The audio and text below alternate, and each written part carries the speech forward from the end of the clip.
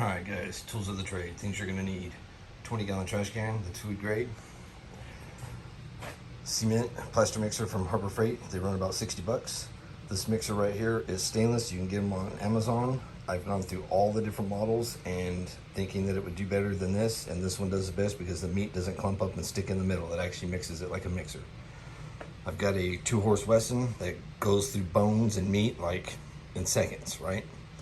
And then also I have a gallon of vinegar. I also have a hand crank meat grinder that I've used plenty of times. The only problem with it is you can't do bones with it, but as far as doing all the meat and everything else, man, it goes through it in a hurry. I get 1.5 ounces of weed with 1 ounce of hash, oil pan, little weed container, one of these new fancy fucking roll your pipes. Oh, and by the way, be careful if you use this for a couple of weeks, because next time you go to put the spank on it, you'll end up cranking it like you do this thing on accident and hurt yourself. Just saying, watch out. And don't forget to put your favorite show of Fat TV on. Normally I got the TV on and the radio, but what can I say? I like to party.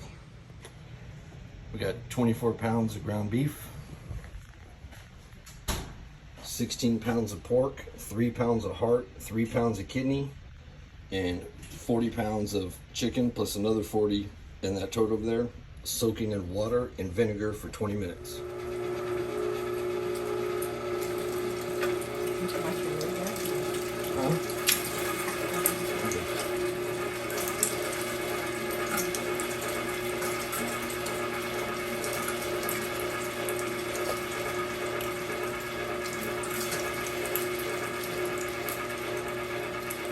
Okay, make sure if you're using a mixer, do not use a cordless one. It will burn them up quicker than shit.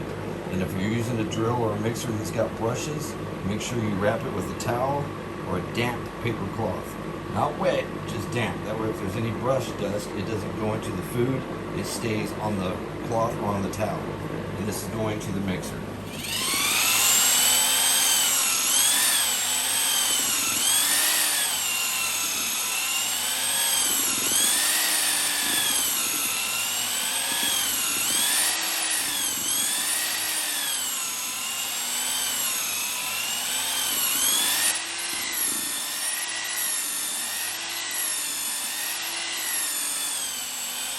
Alright everybody, we just got everything broke down, got everything cleaned, got everything washed with soapy water, got that wiped down with my Lysol. This is only part of what I got packaged up.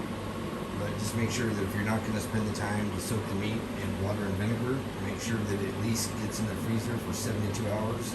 That way if there's any parasitics or bacteria, it will kill it before you feed.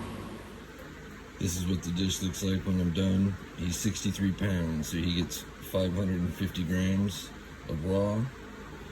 He gets Greek yogurt, 2 different types of vegetables, fish oil, apple cider vinegar, coconut oil. Make sure you go light on that, man, because you can cause issues if you go too heavy. Don't go over a teaspoon.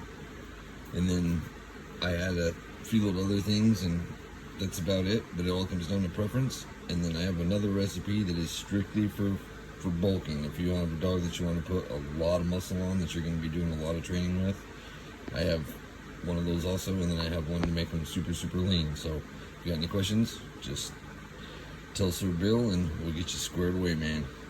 Thank you guys. And you guys just got to remember, cleanliness. You've got to clean the containers, you've got to clean the units, you've got to clean the stuff before you feed, or all this is just pointless. You might as well just feed them stuff out of the gutter. Alright guys, see you. One last thing guys, I add an ounce of water per pound of dog, so make sure that he gets hydrated. See ya.